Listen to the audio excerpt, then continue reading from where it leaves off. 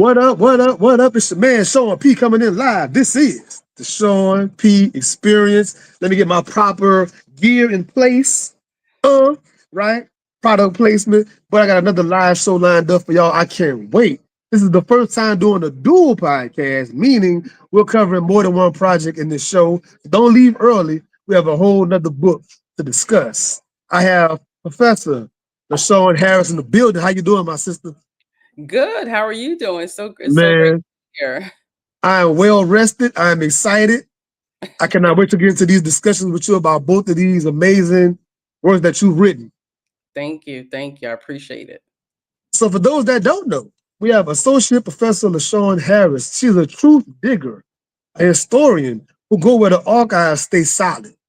She writes about the women who hustled, healed, and held family together in the shadows of New York City. Her books remind us survival is its own kind of scholarship. I have Professor LaShawn Harris. Yes. So I want to start with tell her story first. Tell her Okay. story about Okay. the sister Eleanor Bumpurs and the police killing that galvanized New York City. Yes. Wonderful, wonderful cover. Could you Thank give the family a kind of a synopsis of what this book entails?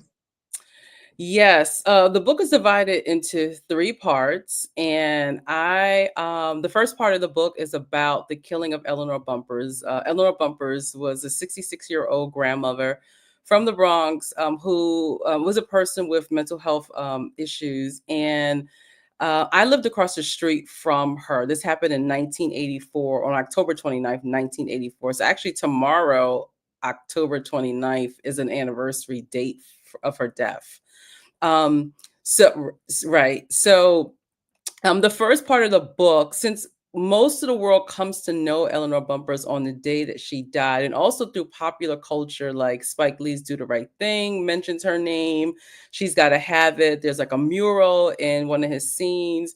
A lot of 1980s and 1990s rappers also, echo her name. But I wanted to know about like who she was before she was killed by police in 1984. So the first part of the book is just about really humanizing her and really telling her full story before she is murdered by the police. The second half of the book is about the activism that's launched on her behalf by a host of, really experienced and seasoned activists such as Ruby Dee, Ozzie Davis, David Dinkins, who would go on to become New York City's first Black mayor. And then the third part of the book is just about the legal defense, like what it takes for the Bronx District Attorney, Mario Marola, to bring Stephen Sullivan, the cop who shot her, to justice. So it's a three-part book, but I really wanted to talk about who she was before she was killed, as well as think about the kind of slow violence that families experience after their loved ones are killed. Right? We know that after days, months, even years and decades, families are still impacted by the loss of their loved ones. I really wanted to explore some of that. So that's what the book is about in a nutshell. I articulate that it's really perhaps a really early iteration of Kimberly Crenshaw's Say Her Name, which is a campaign that was founded by Crenshaw and the African American Policy Forum in 2014. But for New York during the 80s, this is probably one of its earliest iterations where activists are really kind of talking about police brutality, but through the lens of a Black woman. Yes, ma'am. Yes, ma'am. So you spent about 10 years or more working on this book. You Yeah, were you were a young lady when it happened, literally, but yeah. carrying it all this time. What was it like researching this book and that process for you? And what kept the fire going for that length of time to make it come to fruition? Yeah. Because I lived across the street from Eleanor Bumpurs, it was really a way for me to go back home and to really think about my own childhood. It was a way for me to become more familiar with the community again. And it was a way for me to think about the history of my community and how they responded to that Eleanor Bumpurs death. So There were times where I would just like, ride. My parents still live in New York City, but there were times I would ride the bus from my mom's house in the Bronx and go to Eleanor Bumpurs, where we used to live, go to her apartment, and just like sit outside and just write. Right. So for me, it was really about like, kind of thinking about the history of the Bronx. And what kept the fire going was really telling the story. I mean, Eleanor Bumpurs, as well as her family, had been really ostracized by the police, by city officials, and it was important for me to do a really thorough job when it came to doing this research. So if it took a year, if it took 5 years, if it took 10 years, that's what I was going to do because I was committed to really telling the story in a really complete type of way. Now, something just came to my mind because you were born and raised, you're from that place.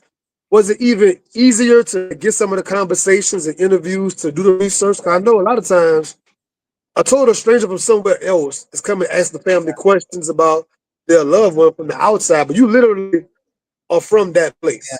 It didn't matter. It really did not matter because, and I thought that too. I thought, oh, I'm an insider. Like there's, people are gonna want to talk to me. But there were times where I approached people, and these are neighbors, and they didn't want to talk, and there were some who did. In terms of the Bumpers family, the only person, and I say this in the introduction of the book, the only person I interviewed was Mary Bumpurs, and it was great that I had her interview because she's the second oldest daughter, and this is the one who went on to become the spokespersons for the family. So she was really key. And once I had her, I was like, I'm okay. The other family members did not want to be interviewed for a whole host of reasons. One, they don't know me, right? Two, I'm asking them to talk about one of the most painful things that's probably ever happened to them, right? So who wants to kind of dredge that up for a book? What I think is missing, what I missed out was the fact that it would have been great to have those conversations because I think talking to people who don't become activists and hearing those stories and testimonies and how they deal with maternal loss and grief is just as important as talking to someone who does become an activist. But yeah, I thought I had it in the bag with in terms of people wanting to talk to me in the community, and that didn't happen. One woman, I actually was just happened to be in the neighborhood. She looked like she was an older woman. I said, "How long have you lived here?" She said, "I've been here since the 70s." I said, "Okay." I said, "You live in this building?" She said, "Yes." I said, "Okay, great." I said, "I'm working on this story. I lived across the street." I told her about the Eleanor Bumpurs case. She said, "No, thank you. I don't. I've said everything I had to say about that." And I said, "Okay." But I kept going. I kept walking with her. I kept talking with her about just the community. And she said, "Dear, thank you, but I don't want to. So it was kind of a hit or miss, but I was able to get some really great interviews. I interviewed Mary Bumpurs. I interviewed the attorney who prosecuted the case. I interviewed Herbert Daughtry. I interviewed the city lawyer who settled the lawsuit for the Bumpers case. So I got a chance to interview quite a bit important people who are part of that case. So this surprised me. Early in the book, on some of the front parts of the book, you spoke about this other police run that she had before she even went to New York and the time she spent, incarcerated before she even goes to New York. Tell us about some of that backstory. Yeah, it's I really don't know too much because so Eleanor Bumpurs is from North Carolina. Most people think she's from New York City, but she's from North Carolina. She's part of the Great Migration. She comes to New York City in the 1940s. But prior to her coming to New York City, she had been arrested for I think assault with a deadly weapon. And this was like in the late 19 maybe 1941, 1942. And I found that because of a police report from the 80s, but when I tried to get the police report and the prison record from North Carolina, I couldn't because those records are sealed. The state of North Carolina does not have open records for incarcerated persons, regardless of the time frame. So I was only able to get that snippet from the newspaper. So I don't know the circumstances in which she was arrested. It could have been a case of self-defense. She was defending herself against somebody. It could have been a case of, she was about to fight somebody for for whatever reason. Like I don't know, but I think that that's probably one of the reasons she ends up leaving North Carolina to come to New York. So when we think about the Great Migration, we tend to think about, Black people are going only for like because of industrial labor in the North, but there's also some other personal reasons too. And I think getting away to New York was a way for her to kind of not escape, but start over in a new place where folks didn't know her and they didn't know about her criminal past. But that 1940s record, that's how the NYPD, that they're going to use that against her, saying, this is a woman who has a history of incarceration. She has a history of violence, right? So those things continuously follow her. So she leaves the Great Migration that a lot of us know about via the want of other sons and things of that nature. That's But right. help the audience understand the setting of New York, especially at this time. We see fictional things like Gotham City, and we see Hell's Kitchen, all these things in comics. But explain how dangerous New York was at this time. Dangerous, dark, gritty, Yeah. police violence, other Yeah. kind of violence going on at this time. Yeah, I mean, New York during the 80s is coming out of an era of economic austerity from the 1970s. New York was basically bankrupt during the, mid to late 1970s. And by the late 1970s, early 1980s, there's a new mayor, Edward Koch. And the city is still he's trying to economically revitalize the city. The city's also impacted by Reaganomics, like the federal disinvestment of, a whole host of social service programs, right? Kind of what we're seeing now, right? But I guess we don't need to get into that. So this is a time of economic austerity, particularly for working class and working poor people. This is also a time of, police violence. In 1983, 1 year before Eleanor Bumpurs was killed, Michael Stewart was killed, the graffiti artist. After Eleanor Bumpurs is killed in 1984, 1985, there was a young man by the name of Edmund Perry who was killed. If you see Michael Jackson's video, I'm Bad, like I think that's that video is was inspired by the story of Edmund Perry, who was killed by a police officer in 85 in Harlem. So you have this kind of and all these other murders. By the end of the 80s, you have, Michael Griffin, Yusuf Hawkins. So this is an era of violence, but it's also an era of, cultural development happening, like hip hop artists who are, rapping about all of these things that are happening in New York City. Now, as a kid growing up in New York, all these things were happening around me, but my community was so close knit and really loving. We, despite what was around us, right? Economic decline, urban decline. Um, we had like block parties. I was surrounded by churches, so there was very much life. I think when we think about the 80s, of course there's crime, of course there's urban decay, but there's also a lot of life in those neighborhoods. People are taking their kids to school.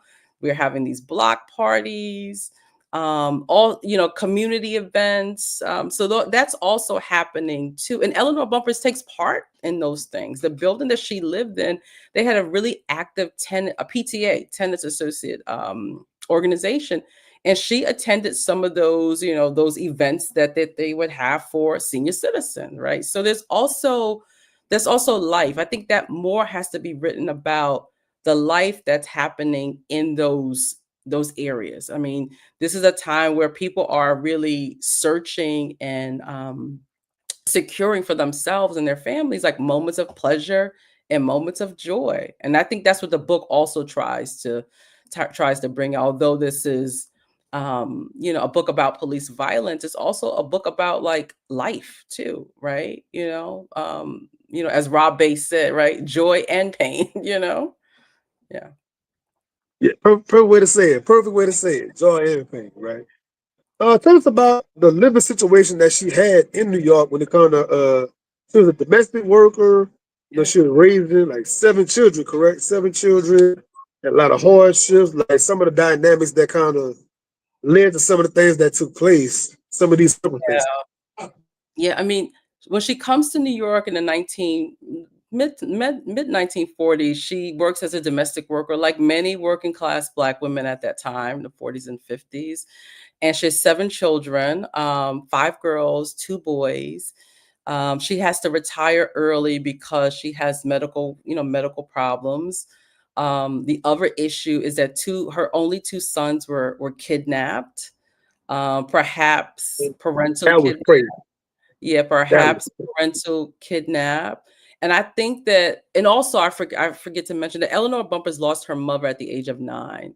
So losing her mother at the age of 9, coming to New York as a single person, as a single mother, having these kids, being on welfare, and particularly the loss of her 2 sons, which they were never found. So you know, I think that puts you at risk for or in jeopardy for mental health diseases or illnesses, right? That trauma, right? And just the trauma of being a Black person in America during the mid 20th century. Um, but when I talk to Mary, this in spite of all of those things, right? She always said that like her mother loved her kids fiercely. She loved to dance, like she loved to cook. She loved her 1950s radio soap operas. She loved gospel music. One of her favorite gospel songs was Near Ye to God. So I mean, this is again, we talk about life. And by the 1970s, she starts to, at least from what Mary told me in interviews, that, and this is also in legal documents, she starts. It's really explicit and clear to her children about her mental decline. So by the 1970s, she's committed to several different hospitals in New York, which is also crazy because this is also a time of deinstitutionalization of mental health hospitals where people are not being accepted, admitted. And in New York City, they just rolling people out when they're closing down these hospitals. They're just rolling them out in the streets too, right? So she's entering into a system at a time where the system is not really it's not adequate for people like her. And I thought it was something interesting recently, about a week ago. I saw on the Breakfast Club, Gucci Man and his wife talking Okay. about dealing with schizophrenia and I believe bipolar, and like what it's like living with somebody like that and loving Yeah. somebody like that, through it. So That's what, yeah. what was her children talking about their mother? Even with this, they still love their mother and with their mother. Yeah, and those were things that, when you interview people, they don't tell you everything, right? They're not going to tell you everything, right? Black women, there's this kind of culture of dissemblance, right? Some things are just going to be veiled, and I understood, and Mary made it clear that there are some things that are just not for the public, that won't be for this book. So through those mental health episodes, they took her to the hospital when they needed to go. They sometimes made up stories to get her admitted into the hospital. They made sure she took her medicine. They made sure she always had food, because by the 80s she starts to live by herself, and they were patient with her. They were patient. They loved her. They did the best they could as working class Black women. But those episodes that were difficult, that I can imagine were difficult for them on a daily basis, that's something that she didn't talk about, right? And I can imagine that she had those times, but I refuse to kind of narrate that in the book because I didn't know for sure. My grandmother had dementia, and I know how difficult it was in caring for her with dementia. So I can only imagine what that family must have went through. The daughters must have went through when they were caring for their mother, but they love their mother, which is really different from how the police will try to portray them, and they portrayed Eleanor Bumpurs as if, she was deserted, like, her family just abandoned her and left her to her own devices. But they loved their mother fiercely, just as she loved them fiercely. Yeah, I kind of wanted to kind of give a little trajectory leading up to the most pivotal point, of course. Tell us about the police killing that day and how like it ravaged the city response to it. Yeah. I mean, that killing did not have to happen because the Human Resources Association could have paid her rent. So before the cops even enter her apartment on October 29th, 1984, social workers could have helped her, right? So she was already harmed before the police already went into the apartment, right? Um, so on the day of the eviction, the housing authority had orchestrated a really well planned eviction, right? But they had no post eviction plan for Eleanor Bumpurs. So they had two different sets of police officers. They had movers. They had a couple of social workers, and there were a couple of people who were tenants who lived in the projects in the hallway. And this is a really narrow, tight hallway. They knock on the door. Mrs. Bumpurs open the door. This is the police. She yells at them. She's just like, I'm not opening the door. And I imagine that at that time, she perhaps was having a mental health episode at that time also.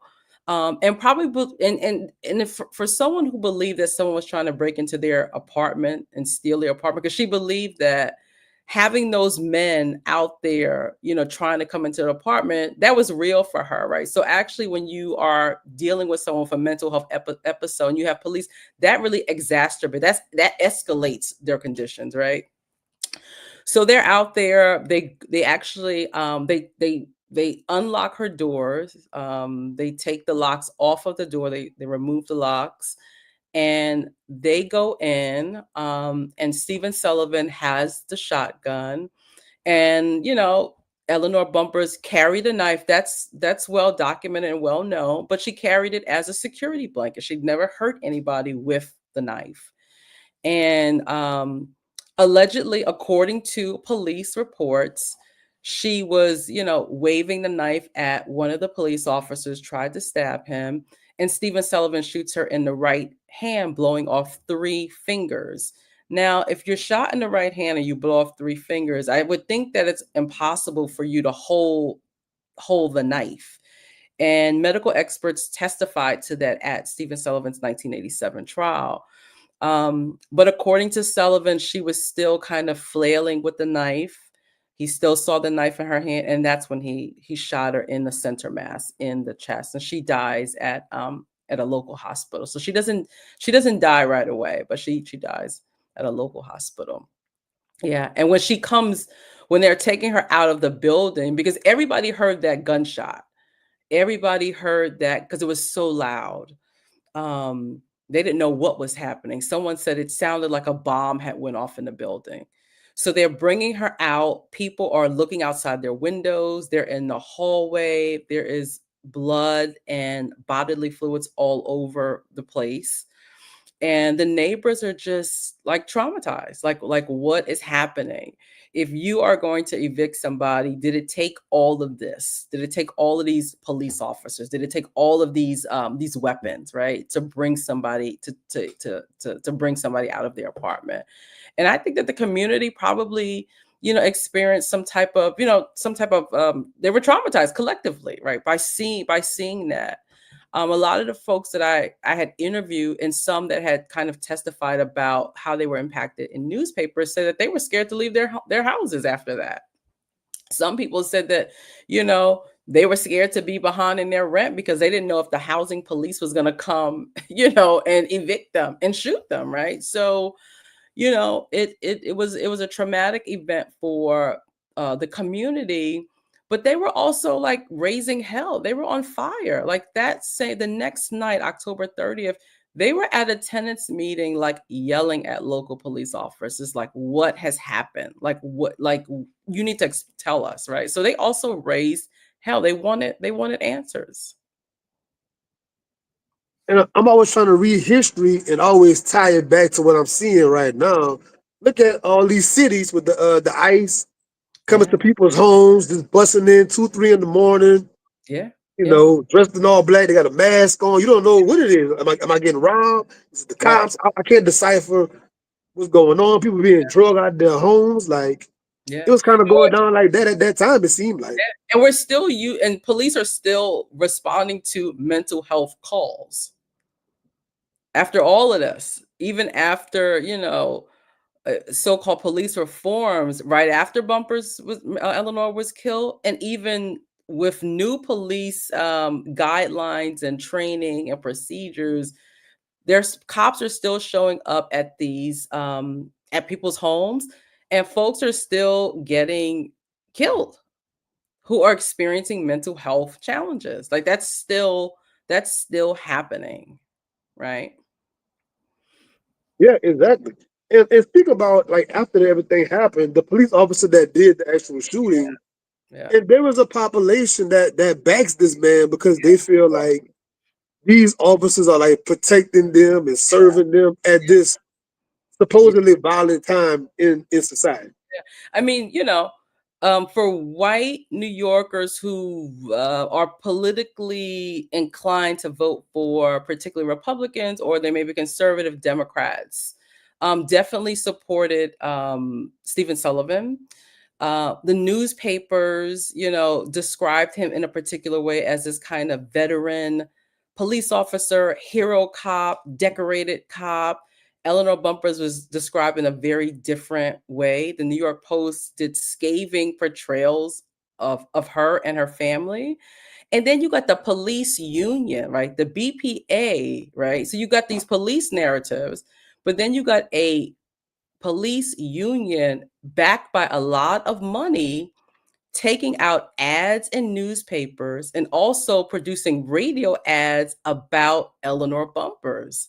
Like in December of 1984, maybe 3 months after she was killed, the union puts out all of these ads. The Bumpers family and activists can't compete with that, but that's about a public narrative that this was a dangerous woman and that she had to be controlled, right? So that's what they're up against, right? And it's easy for people who don't understand, a broader history to kind of get behind that, especially in the 1980s, where you feel like the city is under siege by, criminals. I also want to add that this is also the time of Bernard Getz, the subway vigilante. That happened 2 months after Eleanor Bumpurs was killed, where this white man was on the subway. He's riding on the subway. Four African American teenagers, allegedly try to rob him, or they try to rob him, and he shoots them. And New Yorkers saw that as, this is a hero. Like, we've had enough of these kind of criminals on these trains. So we're going to take matters into our own hands. So a person like Stephen Sullivan and Bernard Getz become this kind of poster child for, kind of justice, people police protecting themselves, and New Yorkers protecting each other. But I love to always reiterate here that people always act as if today is such a precedented time. Yeah. And you'll watch the news right now and they swear it was the worst violence ever. The numbers are the worst ever, Yeah. the homicide, the whatever stat they want to use to manipulate. The politicians are always talking like that. Yeah. For sure. From beginning of the time, it's always the most violent, and they justify their actions with this. Yeah. Yeah. A little light. So you mentioned the family after all the smoke clears and everything happens. Talk about the family and the aftermath after all this media stuff and everything that happened, because I'm thinking about the George Floyd family and Trayvon Martin's family, other Breonna Taylor family. When everybody leave and all the protests and the Yeah. cameras go off, how does the family go forward Yeah. after that? Mary had time to, so Stephen Sullivan, and I don't know if I want people to read the book, but Stephen Sullivan in 1987 is, he's acquitted. He has a bench trial, which is a trial by judge, and he's acquitted. And that became and the activists are still going. Like, the activists are still fighting for legal justice for Eleanor Bumpurs, because they figure that they can get Rudy Giuliani, who was the U.S. attorney at the time, to kind of charge Sullivan with violating Eleanor Bumpurs' civil rights, right? So they were hoping for a federal charge, which does not happen. But at that time for Mary, it's really a time for her to rest.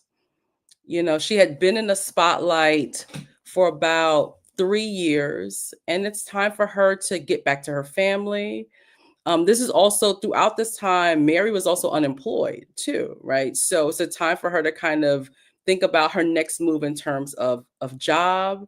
And it's also a time for her to just really think about herself and her children. I mean, she also had to kind of figure out where she was going to live, because throughout the process of justice for her mother, she had been living in an apartment that she had been really trying to get out of, right? So by the end of 1987, it's just a time for her to kind of reflect on like what her next move is, right? What the family's next move is. And the biggest thing is the lawsuit that happens, right? So they had filed a lawsuit in December of 1984, and the lawsuit doesn't get settled until about the early 90s, when David Dinkins becomes mayor of New York City. Now the family, check this out. I should have had my light on. Now I'm getting dark in here. The family sues initially for $10 million. $10 million. They don't go to trial. They end up settling with the city, and the city agrees to pay them over $400,000, which during the 90s, that's a lot of money, especially for a working class, working poor family. That's still a lot of money. It's nowhere near 10 million, but it's still a lot of money for people who don't have a lot of money. So the city ends up giving them, out of the over 400,000, maybe it's over 450,000, they end up giving them like $200,000. And they do that because the city placed a lien on the money, because the city had overpaid them in welfare benefits. So each sister, Golly. the five children that's left, right? The five children, and by that time there were only three sisters because two had died. But the sisters are entitled to a little bit over $20,000. And that's, I mean, $20,000 is a lot of money, but that's not a lot of money to change your life, right?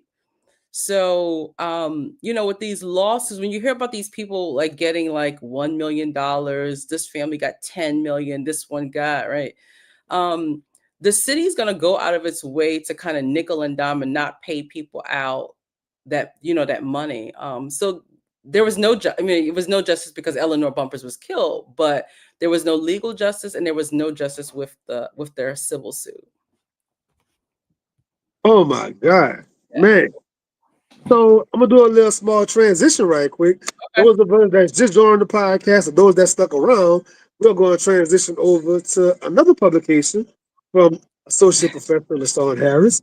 The reason why I have her here, really, sex workers, psychics, and number runners. Yeah. Black women in New York City's underground economy.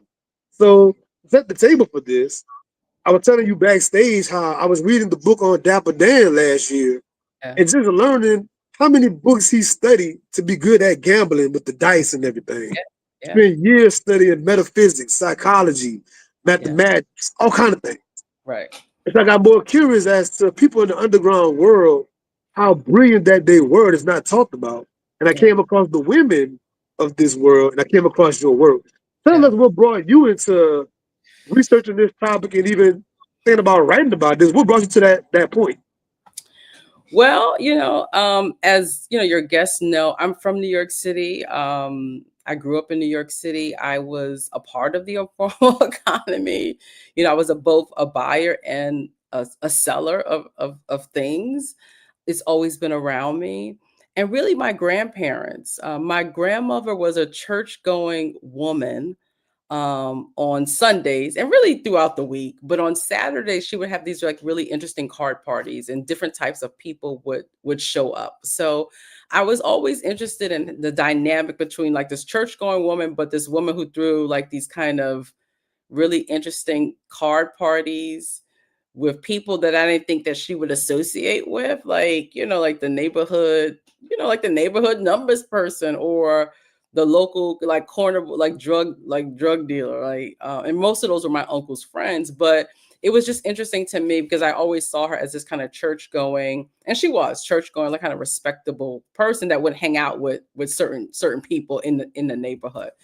And then after talking to my mom just about New York during like the 80s, and my grandparents, I was like, I think there's something here. Like, and again, I've always jumped at the chance to kind of research where I'm from. I love researching New York. I love doing research in New York, and just kind of walking down those streets and seeing people doing really similar things that they were doing in the 1920s and the 1930s. Yes, ma'am. So I had a question from the chat about the book we were covering first. We were Sure. covering Tell Her Story. Eleanor Bumpurs and the police killing that galvanized New York City. I don't have a physical copy of this book, Sex Workers, Number Runners, and Psychics. I have a Kindle version of it, but When we get off, I'm gonna get your address because I'm gonna send you a copy of okay. Sex Workers. I'm gonna send Yes, you a copy. ma'am. Get your I address. totally would appreciate that. Thank you. You Thank you. you doing good work for us scholars and activists, and Oh, Black man. scholars in particular. Like you really promoting and supporting. So I'm gonna send you something. Yeah, of Wow, that's a blessing. That's a blessing. A course. question from the chat once again. It said, what level of curiosity does it take them to get that level of excellence? That's a great question. Like these number runners and the sex workers, like that, there's so much things happening. Social skills, Yeah. psychology. I mean, it's a lot of things that they gotta be good at. For somebody like a Madam Stephanie Sinclair, she's chapter 2 in the book, and actually I'm working on a bio on her. Um, so she Yeah, okay. so what motivates somebody like her in particular is this is a woman who's from Guadeloupe, migrates to New York City in the 1910s, and she is an ambitious person. She had worked as a domestic worker, she worked as a factory worker. And this is someone who is thinking about who wants to work for herself, right? Labor equity and entrepreneurship is really important to her. Um, and she just had the tenacity, the passion, the grit, some level of support. And again, like the person who posed the question, like you just said, just the brilliance, right? The untapped brilliance, the brilliance that is often denied to Black people during, this early time period.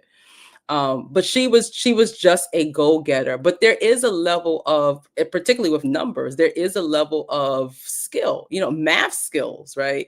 The ability to not write anything down and commit to memory, like numbers runners, like you're not going to catch me out there getting arrested with number slips. So what I'm gonna do, like Jamaican Archie and Malcolm X, I'm gonna memorize that. But the skill to do that, right? I mean, that's a lot of skill.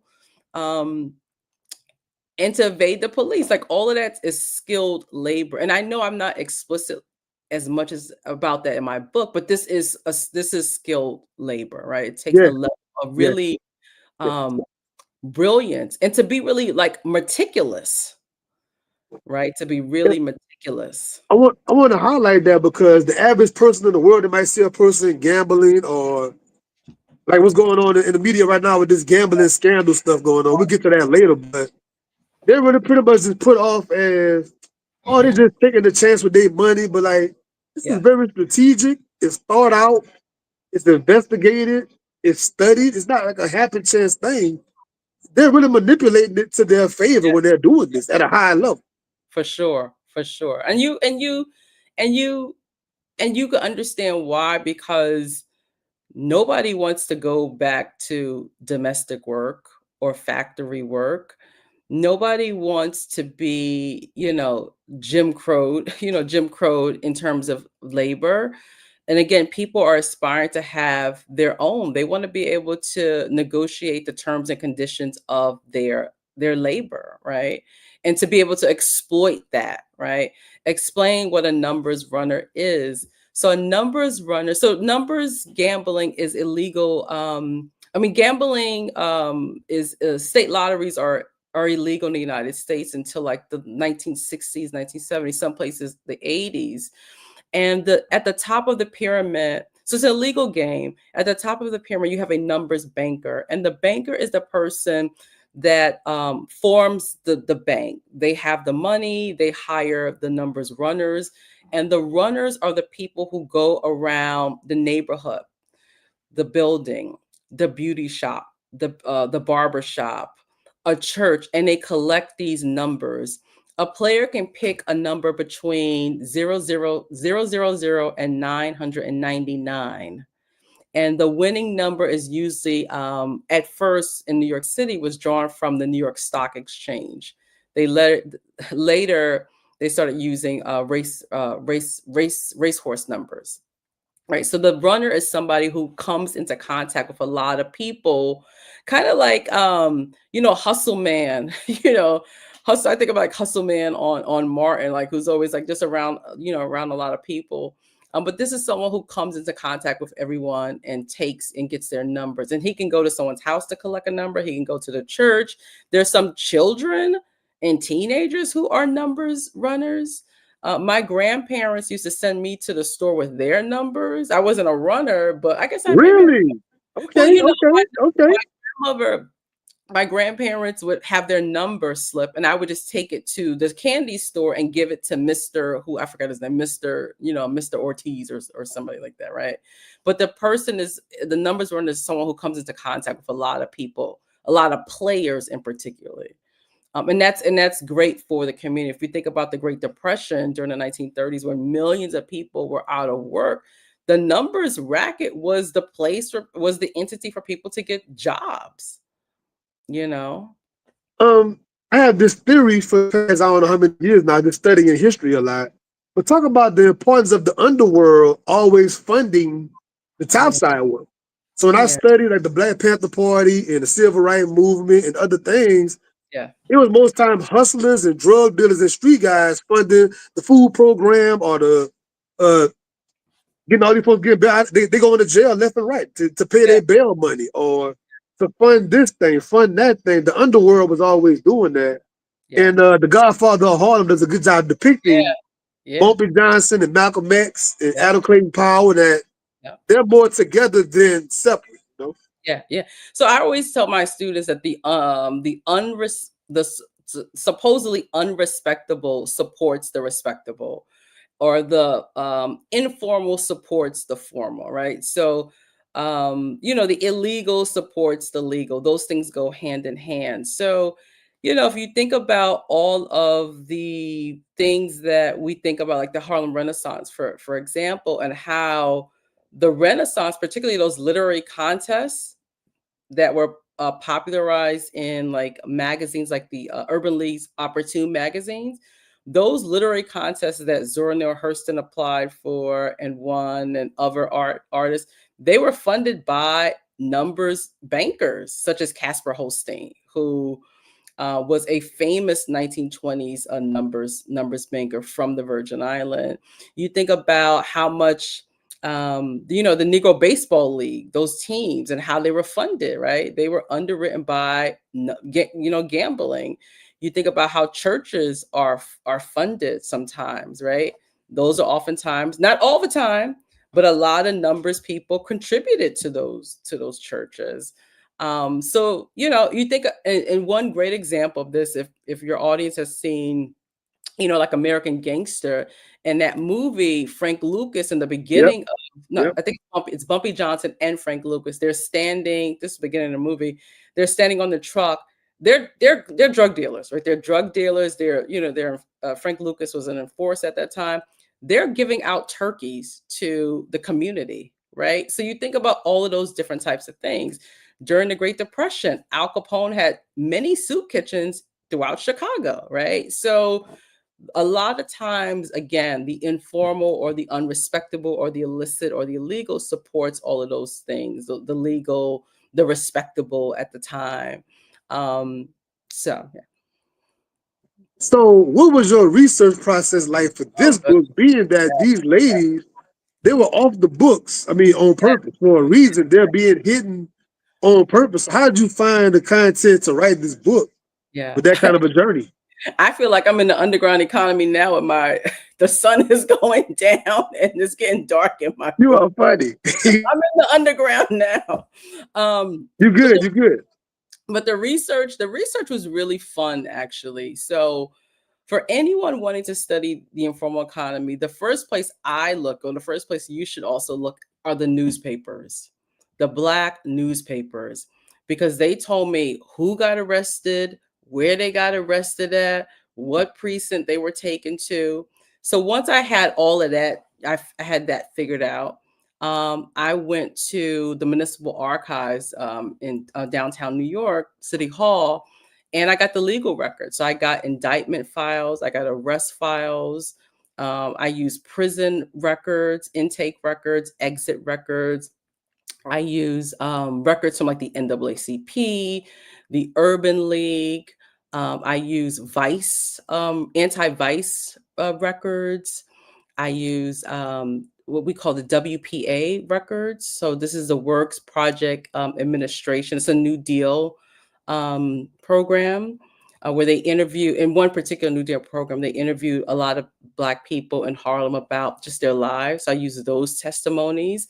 And I use the testimonies of women who were arrested and prosecuted. Like they testified, they spoke during their trials.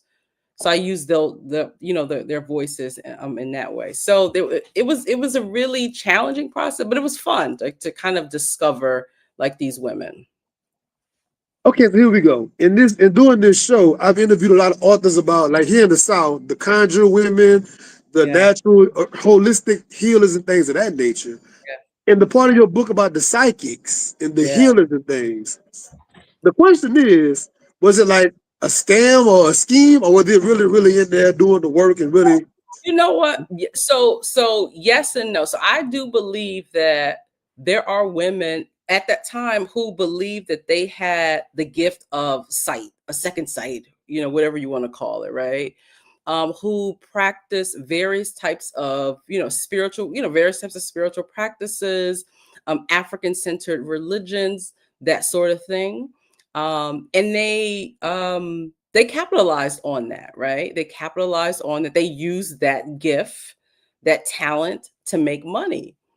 The women that I look at, right, were straight up, at least most of them were straight up con women or confidence women.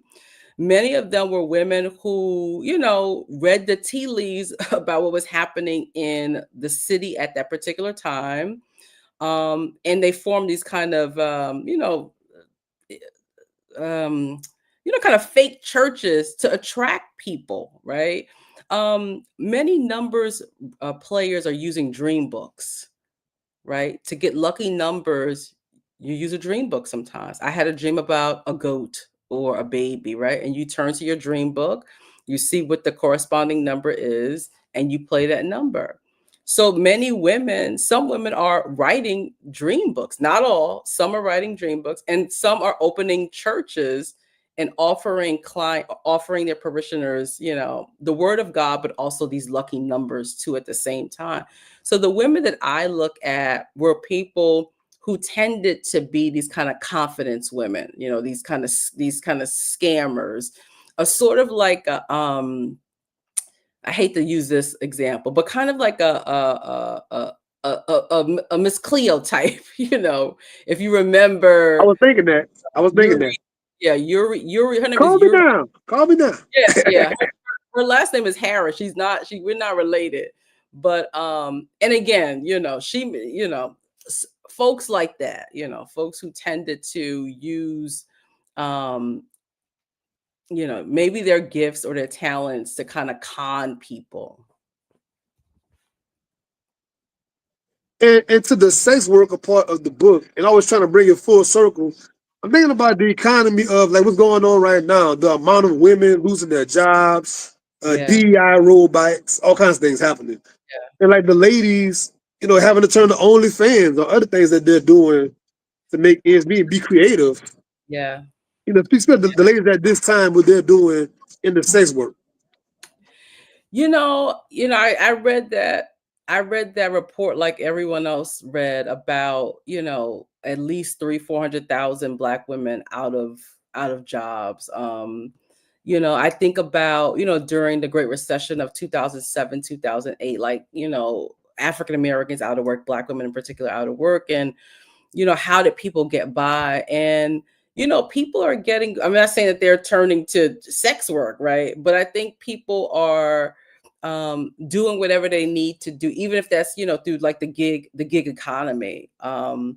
So it's going to be interesting to see how people find work, but also rely on kind of informal networks and organizations. Some organizations that are on the grid and some that are off the grid, right? I think that's going to be kind of crucial to helping folks. If you think about, with the government shut down, SNAP benefits are going to be cut off by the next couple of days. Like, how are people going to eat? If, especially if these organizations can't feed everyone. There's going to be limits to that. Like, how are people? What are they gonna do? And I think a lot of people are going to kind of turn to these kind of informal networks, whether that's getting food from their neighbors or maybe church organizations. But it's tough. It's tough. It's really tough to predict. I am so sorry, y'all. Oh, I didn't realize it was gonna get so dark so soon. Yeah, time about to change, right? I know. I feel like I'm in the informal economy now. I'm trying to It's quite fitting, I guess. catch my TV, catch the TV light. Yeah, This is yeah. where wish I had one of the kids around to step on the light. We were talking about gambling a little while ago, and we see what's going on. The firestorm happening for the past week. All Yeah. this stuff with the NBA specifically. A Yeah. lot of heads are going to roll. These guys are getting popped for dealing with the five families, the mafia, Yeah. dealing with gambling. Yeah. But the question is, why do you think people always attract, even if they're multi-millionaires, they're just attracted to the world of gambling and chance and the come up? In the book, the women that I write about are not just working class women who turn to the informal economy or who may turn to sex work. They're also middle class, like church going women who don't need to do any of that. And clearly, NBA players don't need to run gambling rings. Like they have money, right? These folks have money, but I think, like you said, it's about the pleasure and the joy and the risk and there's an element of danger to some of this, right? And I think that attracts people, right? Um, It's and how these it's funny because these leagues are frowning upon this, of course, Yeah, but in all of our apps, we'll force fed these sporting bet. that's Well, me, right. me, me, me Right. being Yeah, a guy in particular, my algorithm, right, you're right, force fed all this sport bet stuff. All right, these major podcasts are sponsored by right, sports betting, so it's like it's so intertwined and embedded. What did they think was going to happen ultimately? right, So, right. I mean, yeah, if you are doing something like that, and definitely, no taxes are being paid, the government is coming for you. They're gonna come for you. They're gonna come for you. yeah. Yeah. The number runners, are they the forefathers of the today? We got the Powerball, we got the Mega Millions, we got all these other, Yeah. you Yeah. know, Yeah. Yeah. national things now, but they were the forefathers of this thing, correct? Yeah, they are. They the lotteries that, at least for New York City, New York State, they really extrapolate all of the strategies that numbers bankers and numbers runners were doing in the 20s and 30s to entice people to gamble. The state starts to do that too with these gimmicks to get people to gamble, right? And also, when you have these state-run lottery, they put a lot of people out of work. Like all of those runners, like what happens if you have a state-run lottery now? The number runners are gone. The bankers are gone, right? But at the same time, there were still Black people like my grandparents in the 80s. Clearly, New York State had a lot of everybody 80s. They were still playing the numbers. So there were people who, didn't want to mess with the state and still continue to run, to do numbers too. But again, you lose a lot through state lottery. Yeah. And even in most, I would say in the hood, you can Yeah. still go to most barbershops and most corner stores or bodegas where you live. And they have the Right. little slip with all the NFL teams, all the college football teams on it. And people are Right. putting their bids in for the Yeah. stats and all that. Like it's still happening. That's still happening. That's still happening. Definitely, for sure. Yeah. Yeah. So my next question is, I love to ask my authors this recently. How do you go about the craft of reading? Because every person reads very differently. And I love to hear a person's process with their, whether Hmm. it's nonfiction or just pleasure fiction. How do you go about reading? I don't read a lot of fiction. You know, I don't read a lot of fiction only because I don't have like time, and I always feel like I'm behind with my academic stuff. So, um, with reading, I try to read for my field. So I try to pick up what I can on Black women, and then I try to pick up stuff that's relevant to like what I'm studying at that particular time. And sometimes it takes me a while to get to the other stuff like slavery or Black women and Black women and during the antebellum period. And so I make time for those things, but I also have to read a couple of times. So I'm also rereading books over and over again too, right? I'm always coming back to particular books. So um or sometimes particular chapters too, right? So sometimes I can't read the entire book, but there's a chapter that I really need to read, and I find myself going back to that chapter again. Yeah, yeah. I like to read books now that are more narrative too, right? Just to kind of think about like how to tell a story, right? That's Yes. important, right? Tell my current book is really different in terms of the writing style compared to sex workers, right? It's very, very different. So a lot of that comes from reading other scholars who are writing in that particular way, whose work I found to be really useful and really brilliant. Yeah, Dr. Wade is in the building in the chat, where she Oh, was anyway. But we speak a lot of times in private about both of us read a lot of nonfiction, okay, and yeah, there's a bad rap on nonfiction for being dry and it's just yeah, that yeah, facts, data, names. But some writers like yourself, these yeah, are well written books. The yeah. narratives and the stories and some of the prose and things you're doing I is appreciate actually a good reading experience. I appreciate that because I was not as a kid, as an undergrad, as a graduate student, I was not a strong writer. You know, there are things that I still like, I grapple with as someone who who writes books, right? I'm also sometimes apprehensive to call myself a writer. I mean, I know that I am, but I struggle with my writing, but it's something that I have to do every single day to get better, right? Even if it's just a paragraph, right? Of something, right? And I tell students that all the time, like, no one comes out, brilliant, James Baldwin, Toni Morrison, but it's something that it's a craft that you have to learn. It's a craft that you have to continuously practice. And the last question from the chat has been amazing tonight. I appreciate any Thank every you, person Kat. coming here, giving your questions, giving Yeah, your energy. We love that. And also anybody watching in the future, still comment in. I pride myself on answering you back as fast as I can. This question right here says, I love this question. yeah. Are there Black newspapers now? And should we be concerned about the lack of representation in media? Also, are we going to see a resurgence in the underground economy in certain ways? Great question. So yeah, there are Black newspapers. So the New York Amsterdam News is still around. I would say I believe that I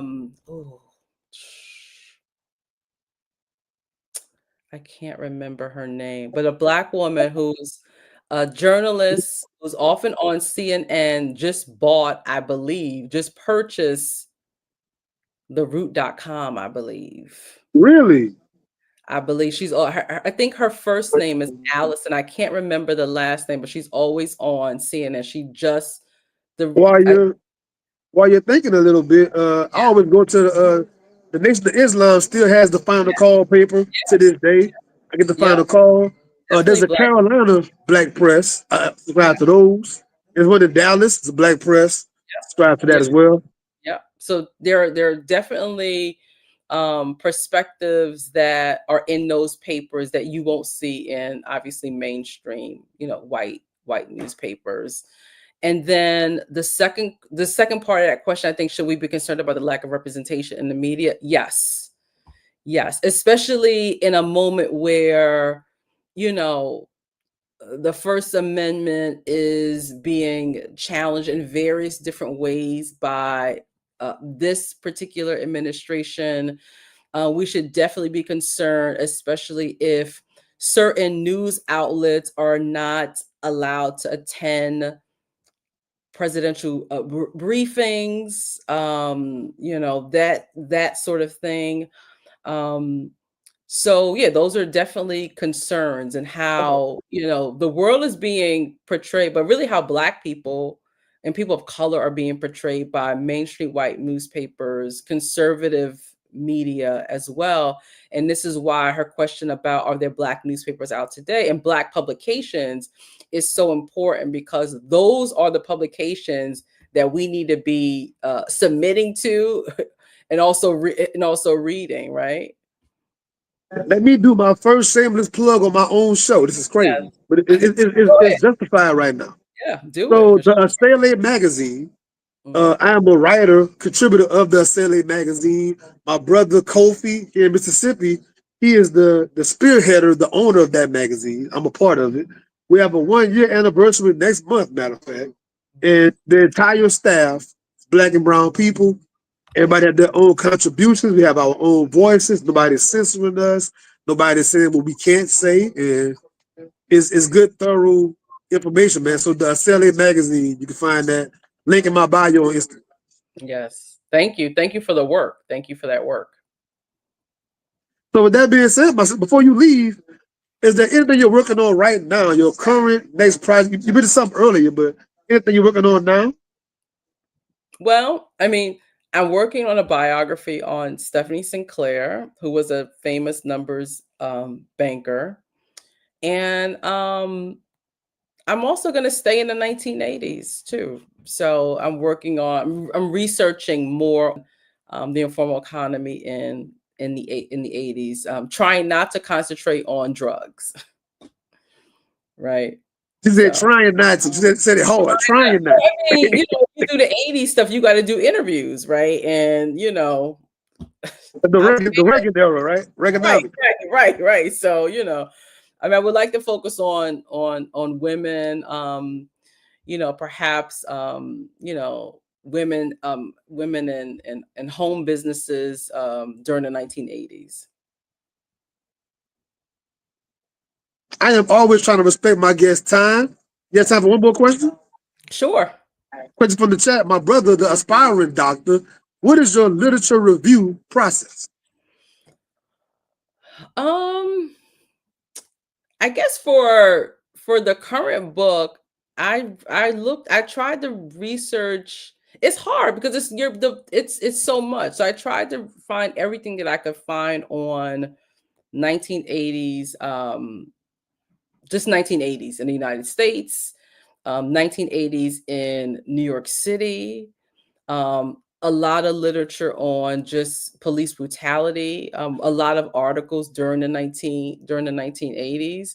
And then for sex workers, for the first book, that was really a challenge, because my book has focuses on like 3 or 4 different things. So my literature included historiography on sex work during the early 20th century. It included, Black women and spiritual practices, particularly hoodoo and voodoo in the South as well as in the North. I did a lot of reading on Jim Crow North, for my first book, and a lot of work on the various different organizations that I talk about, like the NAACP and the Urban League. So it was a lot of broad reading, but also very specialized reading.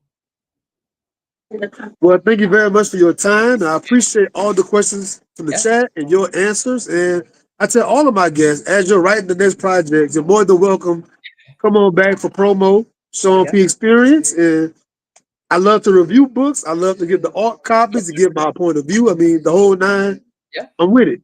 You Thank got you me. so much. Thank you for having me. I apologize to you and the audience but you know what? It's almost Halloween too. It's almost Yeah, Halloween too. So I guess it's we're gonna make it. We're gonna make it do what it right, do. Right. right, right. But thank you very much. Have a good evening to my audience watching this now or later. Thank y'all for your time and attention. And the next guests are rolling out the next couple weeks. I have like 5 guests already on the books, man. Thank y'all very much. Subscribe to the channel.